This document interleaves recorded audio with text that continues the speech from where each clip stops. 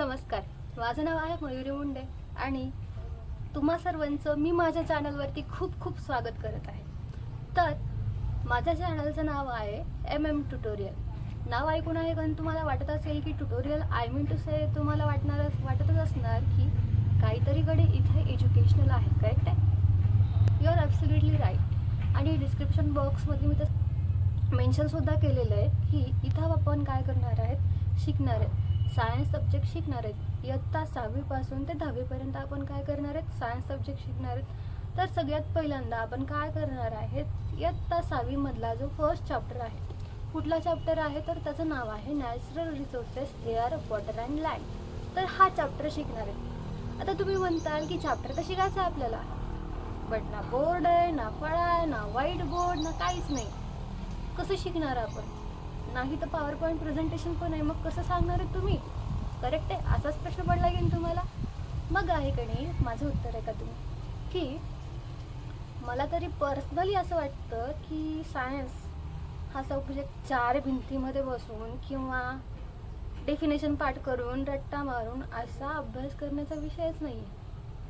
तुम्ही इथं जितकं डीपमध्ये आहे की अवतीभोवती आपल्या अवतीभोवतीला काय आहे हे सगळं पाहून जर अभ्यास करताल ना तर तुम्हाला खरंच या विषयामध्ये खूप इंटरेस्ट येईल.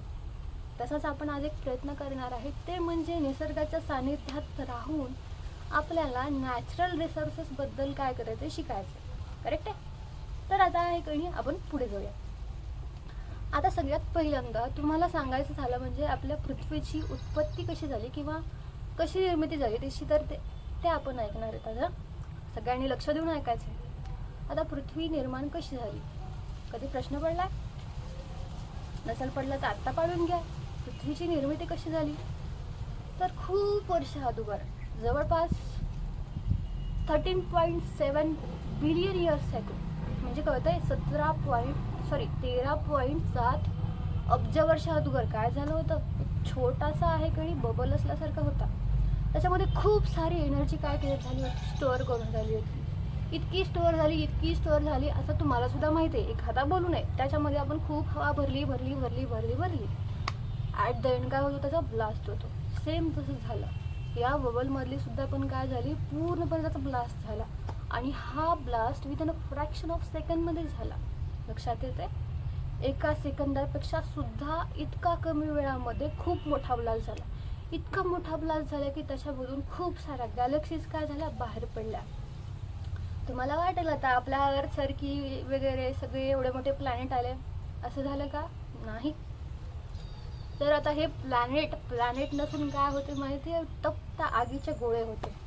म्हणजेच काय, तुम्ही रंगपंचमी असते तेव्हा तुम्ही वॉटर बलून होळी खेळली असेल की नाही, तर तशाच प्रकारचे इथं वॉटर बलून नसून काय असायचे, ते आगीचे गोळे असायचे कम्प्लिटली.